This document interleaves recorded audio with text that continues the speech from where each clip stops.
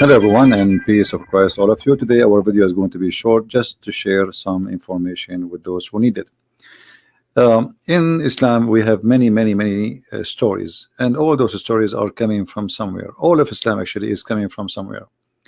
Muhammad, he claimed to be a prophet, but yet this prophet is so good in collecting his stories. 95% is a fairy tale stories, and he added to his own religion, and he claimed that this is from his God. And the story of the man who is called Al-Khadr, which mean in Arabic mean a green prophet, green. Al-Khadr mean the green. Why he was called the green? And you know, if we understand why, then we will understand what kind of a prophet Muhammad is. So if we go to the hadith and we find out what Muhammad said about this story, we will notice the following. The Prophet Muhammad said, Al-Khadr, which means the green, was named so because he sat over a barren white land, and it turned green with the plantation after his sitting over it. So according to Muhammad, and this is Muhammad saying, not me, Al-Khadr is a person, if you sit in a dry grass, the dry grass will turn into green, which means the dry grass is a dead grass. So the dead grass will come back to life and will become not only alive, is going to become like a flourishing green. So where this is coming from? Muhammad is a person who copied many stories from people around him. You can search in the internet, you will find that there is a story, it's called the story of Gilgamesh, one of the legions which is present in the north of Iraq all the way to Persia. Gilgamesh simply is a person who was looking for the fountain of youth or the fountain of life, and he found it in what's called, the location is called Al-Bahrain, and this is exactly mentioned in the Quran, where we will find the story about Moses, who was sent by Allah to meet with green. And green obviously is way higher than Moses, to the point Allah, he told Moses that if you want to learn, okay, well, I will let you go and meet and learn from him. And Moses, when he met him, he asked him to follow him so he can learn. And here you will see the story, which is nothing but a fairy tale story about Moses going all the way to the location. It's called the place where the two seas met, the junctions of the two seas. And this is exactly what it's called, the name of the country today. In Arabic we call it Bahrain. Bahrain is not far away from Iran, not far away from Qatar, not far away from Saudi Arabia. Actually now they have a bridge between Saudi Arabia and Emirat, and sorry, and Bahrain. So this is exactly, the name is mentioned in the Quran. And the story of Al-Bahrain is very ancient story, that there was there a fountain of life. Whoever drink from it, he live forever. And there's only one person he was able to find this fountain, and his name is Mr. Green. So here you will find the story how Allah, he sent Moses and he asked him to take with him a whale, not a fish, as it says here. In Arabic it says hut.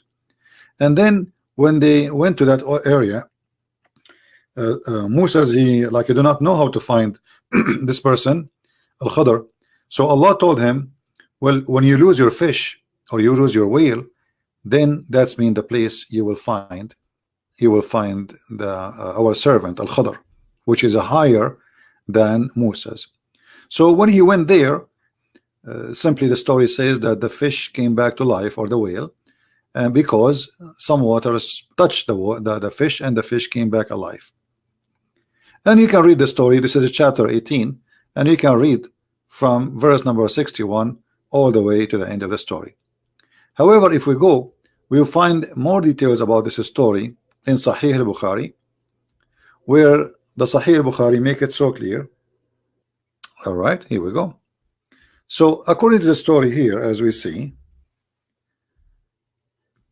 there is a fountain, a spring of water fountain, which is no one get in touch with it, even if you touch it, not necessarily to drink it, but you will become alive.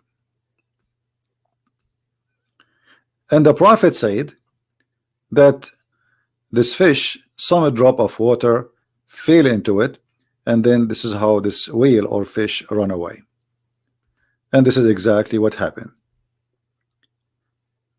So when the fish run in the water, came back to life after touched from the water from the fountain of life, the fish run into the water in the sea, in the ocean, and Moses was able to track the steps of the fish, which is very funny, in the ocean, because the ocean became like a tunnel, like a highway, as you see.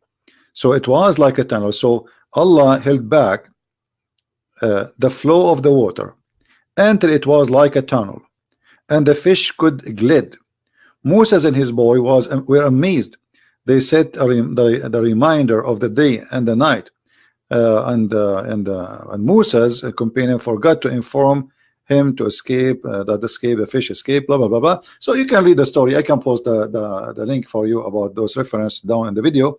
But as you see, Islam is based in fairy tale stories. Who in the world in the year 2019 he want to believe that there is a prophet, his name is Muhammad, teaching us that his God told him that there is a water, it's called the water of life, and whoever sprinkle water from it at himself, even if he's dead, or somebody sprinkle at the dead man, he will come back to life immediately? How Muhammad can be a prophet and yet he is telling such a story? How we can accept that Muslims, they speak about science and Quran? How Muslims, they speak to us about amazing stories which is proven to be scientifically accurate, yet they believe in such a madness? So either you believe in this and then don't talk about science. This is nothing but a fairy tale stories, and we can find actually the roots of the story, as we said, in the ancient stories of Gilgamesh and other people. Not only Gilgamesh, actually there's many nations, they share the same roots of the story, and this story continue with us until now, to the point we have the movie. It's called The Pirate of the Caribbean, speaking about the fountain of youth.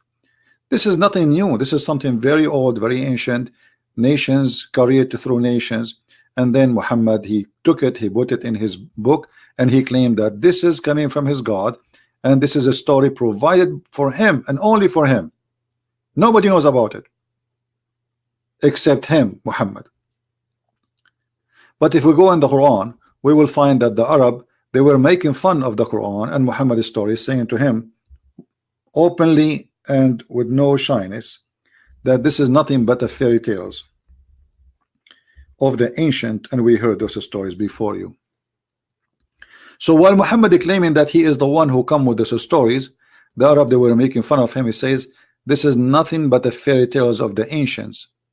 We heard those before you. All right, and as you see, there's many verses in the Quran saying that. Not one, not two, not three, not four, not five, not six. Many verses saying, the Arab saying to Muhammad, this is nothing but the tales of the ancient. And even we heard that before you, you know, from generation before you. So try something better.